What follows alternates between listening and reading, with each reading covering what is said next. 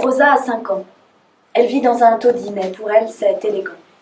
Dans son monde d'enfants, elle s'invente des amis qui remplacent ses parents. Pourtant, elle en a des parents. Mais son père vit d'alcool et de stupéfiants et ne fait que frapper sur sa pauvre maman qui, malgré tout, sourit. Enfin, elle fait semblant.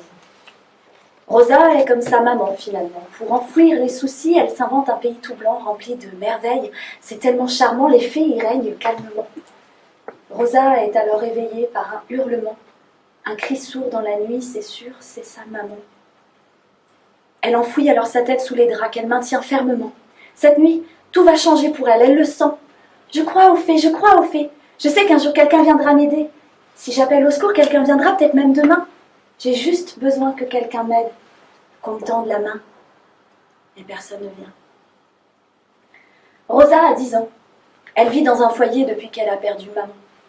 Pour elle, elle a renoncé à ses rêves d'enfant, comme si les fées, ça existait franchement. Elle préfère croire aux super-héros. Ils ressentent le danger et arrivent à temps, viennent te libérer et repartent sauver le reste du monde en 2 temps 3 mouvements. Rosa s'est cachée dans sa chambre en courant car une peste veut lui casser les dents. Elle l'aurait trop fixée au réfectoire apparemment.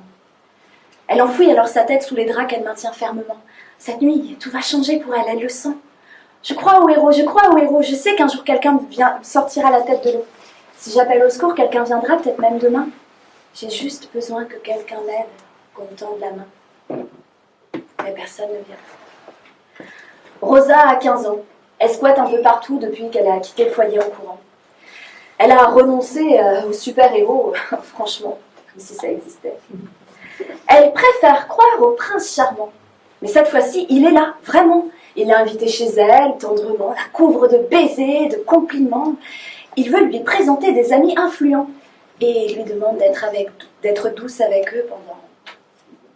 Rosa obtempère trop facilement, elle se noie dans ses yeux naïvement, elle ne comprend pas qu'il joue, qu'il ment, comme si ça existait des princes charmants.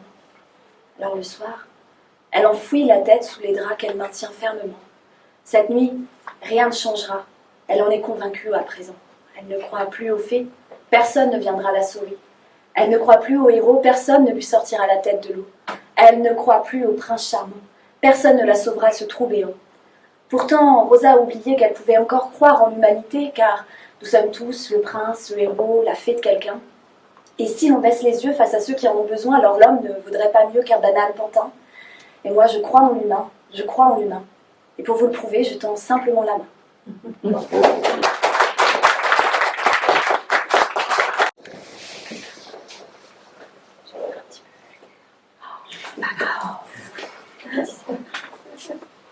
Moi, si j'étais un homme, je serais capitaine. Capitaine? Mon cul, oui. Si j'étais un homme, je serais d'abord sans gêne. À me gratter les couilles quand ça me chante, à rôter, à péter dans une douceur effervescente des bulles odorantes et délicates, qui pourraient bien laisser des traces. Je m'en battrais bien la race, que veux-tu que ça me fasse? Pas de traces tenaces qui m'agacent, ma garce s'en chargera à ma place, et puis pas besoin de changer de cadeau chaque jour, hein, tant que l'odeur dérange pas. Quoi? T'as un problème, sale pute? Ouais, parce que si j'étais un homme, je serais du genre bien vulgaire, qui mate la meuf bien faite et fuck la vieille mégère. Décomplexée, blasée, je pourrais me baffrer de cul à volonté de jolies poupées à la courte jupette au profond décolleté. Ouais, si j'étais un homme, je mépriserais la femme. Après tout, c'est rien d'autre qu'une pauvre petite bête qui spamme pour un oui, pour un non, elle croit que tout lui est dû, elle prend le plat le plus cher au resto, picore 2-3 bouchées, fin d'être repue, alors qu'elle avale plusieurs paquets de gâteaux quand elle croit que tu l'as pas vu. Ces chiennes attendent de nous qu'on sorte la carte. Je veux bien, hein, à condition que pour moi les écarte. Elles ont la langue bien pendue, je fais l'intéressée, mais finalement je ne pense qu'à leur petit cul et leurs langues ne sont bonnes qu'à me lécher. Ouais. Si j'étais un homme, je serais un beau salaud. Arrogant, très envieux, prétentieux, affligeant. Je me la pèterais sévère et te prendrais de haut, toi, le pauvre gars qui fait semblant d'être galant.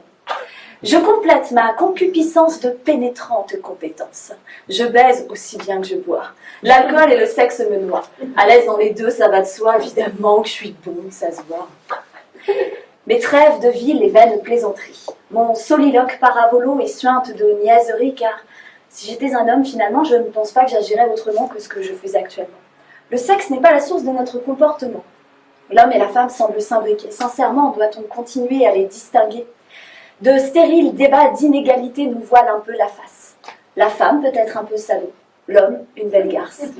Je peux être vulgaire autant que poétique, avoir de violents désirs vulvaires et devenir aussitôt hystérique. Je peux faire la princesse et lâcher un petit peu, faire un peu la pince-fesse et montrer mon cul en soirée, parler avec délicatesse et sortir des vannes pourries, bourrées, danser avec allégresse et faire la pétasse mal baisée. Bref, je suis ce que je suis. Et malgré ma bonne bouille, je cache au fond de moi une sacrée paire de couilles.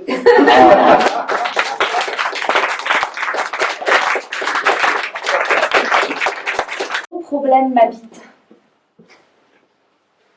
Je suis une avaleuse.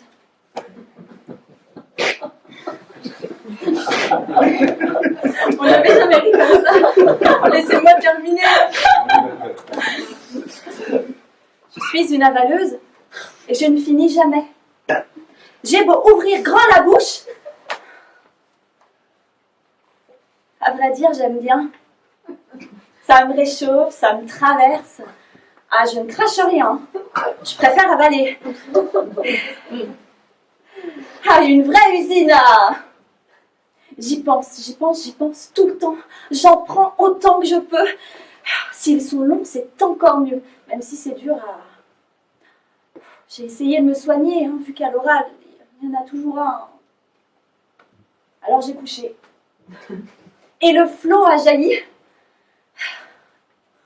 Mais ce gros problème persiste. Je ne me retiens jamais. Où il veut, quand il veut. Car j'aime la belle, la vorace, qui se laisse caresser, mais je rêve de elle, l'impénétrable. Je suis désolée, je crois que j'ai avalé plein de mots, je vais recommencer. Un gros problème m'habite, et c'en est trop. Je suis bien, malgré moi, une avaleuse de mots. Et je ne finis jamais mes phrases. J'ai beau ouvrir grand la bouche, tel un poisson hors de l'eau, rien ne sort. Même si j'y pense fort à la base. À vrai dire, j'aime bien les garder en moi. Ça me réchauffe, ça me traverse, ça me noie. Je ne crache rien, je préfère avaler les mots dans leur totalité. Les garder tout entiers bien au fond de mon gosier. Se sentent protégés. Une vraie usine à construction sémantique.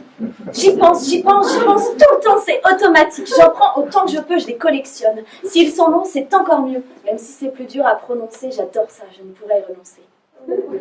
J'ai essayé de me soigner, vu qu'à l'oral c'est compliqué, il y en a toujours un coincé sur le bout de la langue. Alors j'ai couché sur le papier toute ma harangue. Et le flot a jailli du bout de mon stylo, remplissant mon cahier de tous ces mots. Mais ce gros problème persiste.